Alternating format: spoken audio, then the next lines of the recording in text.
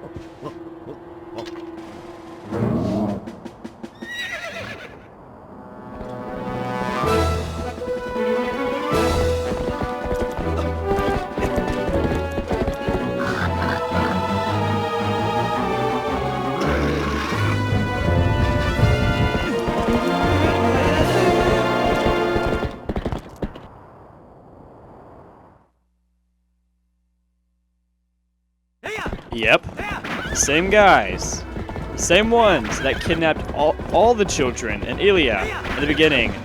They're back here once again, and I've kidnapped Colin. They will not stop. They will not give up. So, we must go after them.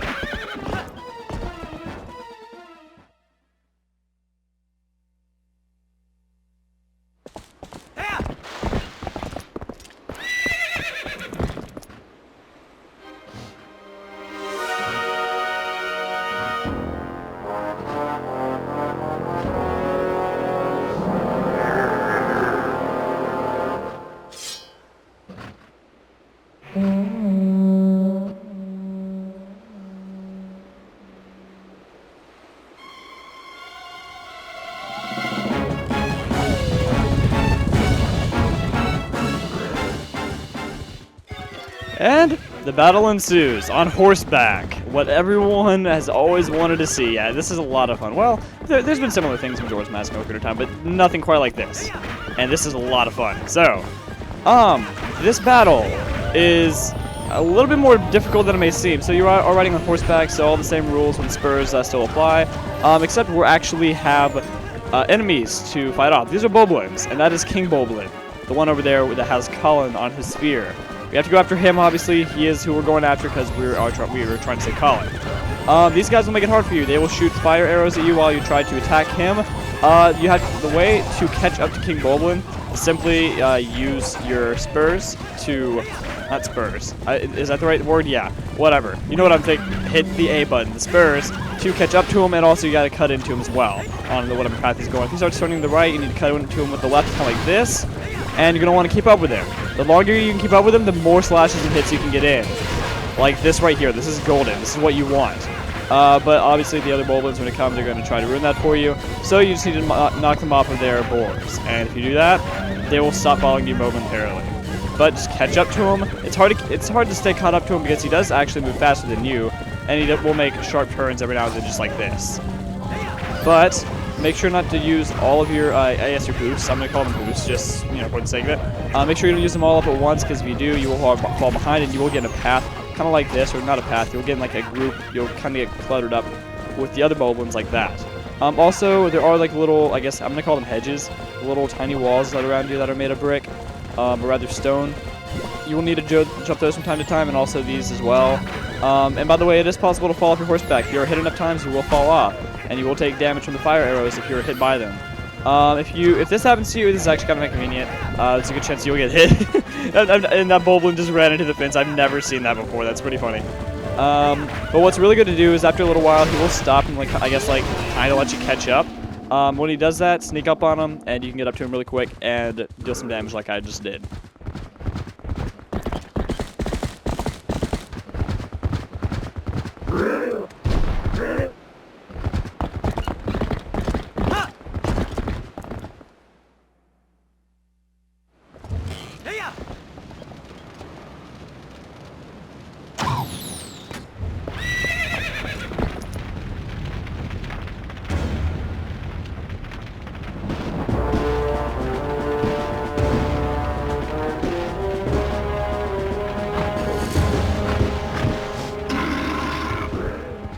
And this competition will, or rather this battle will end in jousting. This is a bit difficult. What you gotta do is, you can see the controls right there, I don't have enough time to explain them, but what you're gonna wanna do is, as soon as you get close, you're gonna wanna dodge over to either side. And I also recommend when you do that dodge, you press A as well. It'll get you a boost and help you get by really quickly. You wanna get right past them, just enough to where you can deal in some damage. You gotta hit them at least twice to win. But if you do it twice... Also, another thing, it is completely normal for you to fall over. It's happened to me quite, as you can see, it just happened to me. And, going for the final blow.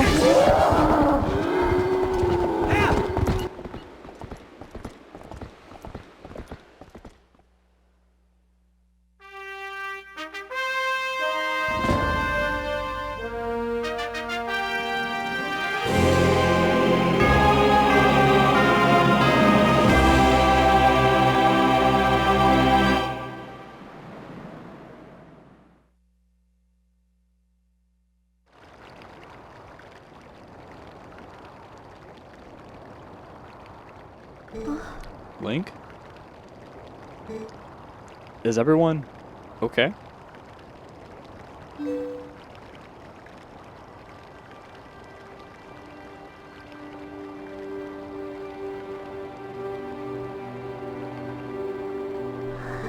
Good. Beth, I'm sorry. You know, for shoving you. Are you mad?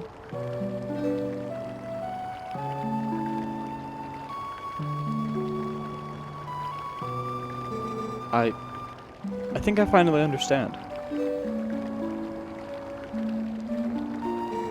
I understand what my dad meant when he told me that I needed to be stronger, like you, Link.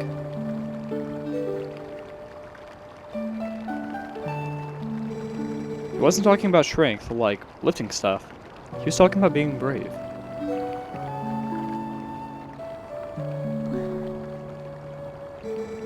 Link, you saved me, didn't you?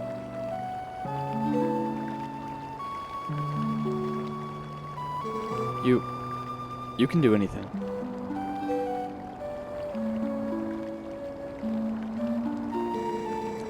You can do something to help the Gorons in the mine, too. Can't you, Link?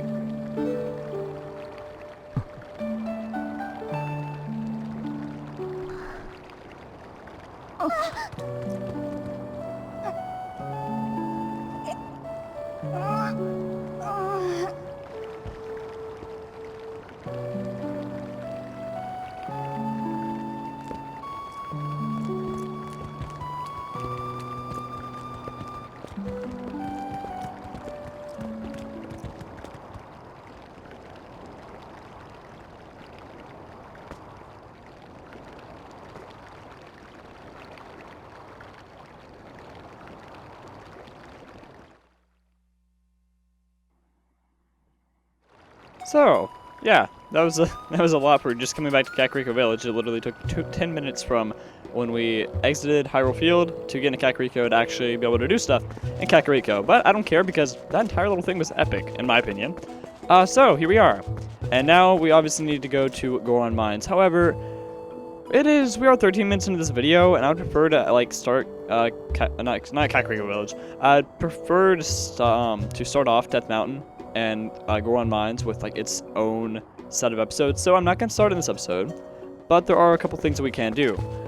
First thing, let's come right over here. Hey, what's up? I can't believe Colin. I mean, that was really brave for him to do that, huh? Especially since he's such a weakling. He is gonna be alright, right? And Mallow, he hasn't even come by to say get well soon. What's he thinking? He said he was gonna get started, and he hasn't come out since he hasn't come out of that closed shop since. Link, could you talk some sense into that kid? Talk some sense into Mallow? What are you talking about? Oh. This is what you're talking about. Yeah, so, come on over here, guys. General store, dealing in everything from housewares to gently used items. Alright, and I believe this sign right over here will say the exact same thing. Yep, but yeah, if you look, looks like Mallow, doesn't it? Yep, well, let's go inside the store, shall we?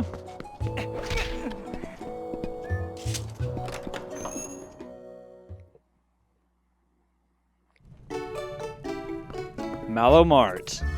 And who is that behind the counter? Well, we can't see, but... Hey. You can look at stuff, but don't you dare just take things. That's my valuable merchandise. You want it? You pay for it. I decided to take on this unmanned shop. Buy something. It helps the whole village when you do. Yeah, so if you look, he has 3 items on sale. He has a red potion, wooden shield, and a Hylian shield. Where we are going, there will be lots of fire and lava. I recommend you pick up the Hylian shield. I don't know why. It wasn't a voice crack. My voice got kind of uneasy. Anyways, I recommend you pick it up. It is 200 rupees. I believe the cost is actually different for different versions of the game. I believe it's different when it comes to GameCube, Wii, and Wii U. I mean, if that's not the case, then I also think it's different for like what region, like you have the game for. I remember like I was talking to my friend who lives in Canada, my friend Jack, and things cost different for him in Kakariko Village, like for the Mallow Mart, than it did for me. Just because he was playing like what he was playing, the version of the game that he was playing was for a different region. So that could be the case. I don't know. Not a big deal. It will cost a lot of rupees if you need to find some. There are some treasure chests that I've gone through in the past few episodes, some that have had 50 rupees, some that have had 20. I'm actually getting another 20 rupee chest in this episode. I will show you guys what that is. Otherwise, just kind of look around for rupees. There's a few different things you can do to get some. I recommend just kind of like looking up tips. Maybe I can't become a hero, but I can figure out that I can. But I figure I can help people with heroic business deals. You better work hard too. Heroic business deals. Okay. So yeah, I recommend you do that. Just go back through and like scan like through my past few episodes and find out where I got my 288 rupees from, or well, not my 88 rupees from, and that'll hopefully help you out. But no, it shouldn't be too hard for you to get the rupees to buy that shield. But I highly recommend you do, and once you do, I recommend you equip it. No good in buying something if you're not going to use it, right? So, well, I say that, but I still have games that I bought from over a year ago, and I still haven't played yet. Why? Because I am busy. So, there is one more thing that we can do. Well, this isn't required, and we're not really going to get anything out of it. But if you come right over here to the town inn, go in the inn, and there's actually 3 things in here that I want to show off. First thing is that 20 rupee chest I was talking about. So if you have like around 180 rupees and you're not quite there to 200 and you want to like have a quick pickup for you to get some rupees, I recommend coming right over here. There's also 50 rupees in the Kakariko graveyard, and there's also another 50 rupee chest that is on top of a very tall tower, which, before I forget, I will point out now.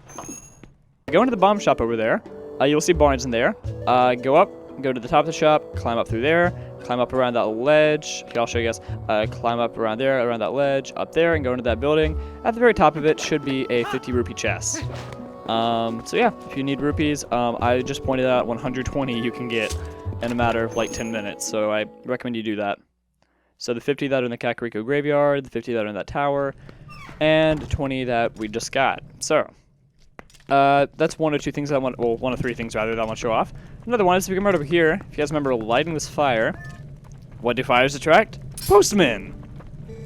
I dropped a letter into the hot spring and now I can't read it. Gotta blow this thing dry. Or burn it, either way. Okay. One thing that bothers me, you cannot roll inside of buildings. They took that out from Wind Waker. Anyway, so, let's keep going up. And come right here to the top floor of the inn and you will find everybody else. Forgot your name for a sec. Renato. You'll find Renato, his daughter, and Beth, and Colin. And I forgot his daughter's name. Lydia? Or Lita, I believe? I don't know. Anyways, do not worry. He merely sleeps. So long as he continues to rest, he shall eventually open his eyes. And these two are doing a fine job of nursing him back to health. They're very attentive. You two, be calm in here. I thought they were pretty calm, very attentive, and very worrisome, but I thought they were calm. Yeah, it's kind of funny just to like look at them. They're gonna like they'll stare at them for like a minute, then they'll look up and they'll stare at each other, and then they'll stare at them again. Really doesn't end. What do you got to say, Beth? Just leave Colin to me. You'll see, Link. Promise, I'll make him all better while you're up at the Goron's Mountain. Okay. And once again, that's the game telling us about highlighting Goron's Mountain in red. That's what we need to go do. Are you going to see the Gorons, Link? I'm sorry you have to do this task for us. I will be here with Colin, so please do not worry about him. Okay, I won't worry about Colin anyways. So, now that we're done with that, I think we can actually head up to Death Mountain, or Death Mountain Trail, into Goron's Mines. To the Goron Mines. However, we are around 18-20 minutes in this video. So, I think I will end it off here. Next time on Let's Play The Legend of Zelda Twilight Princess, we will go to Death Mountain Trail, or just Death Mountain, excuse me, and we will enter the Goron Mine. So, thank you guys for watching, and I'll see you guys back here next time. Goodbye, guys.